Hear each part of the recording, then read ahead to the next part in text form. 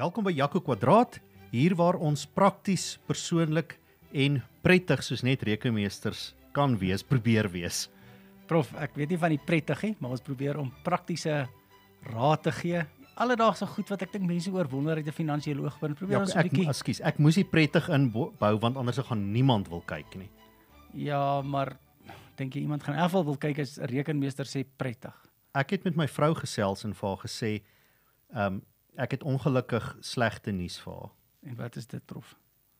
Nee, nog voor ek haar kon antwoord oor wat die slegte nuus is, dat ek nou meer tyd gaan spandeer aan iets anderste en so aan. Toe sê sy vir my, sy hoop net nie.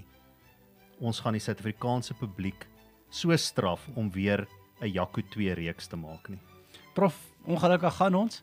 So as jy bietjie raad wil hê oor jou finansies, moenie Jaco Kwadraat mis nie. As jy die vorige reeks van Jaco Kwadraat kon oorleef, het ons vir jou 'n nuwe uitdaging. Ons het 'n nuwe potgooi Ja, reeks wat op pad is, waar ons nuwe finansiële sake gaan aanpak en dit uitmekaar uit gaan probeer trek, soos net twee Jacos kan. ek moet nog iets sê.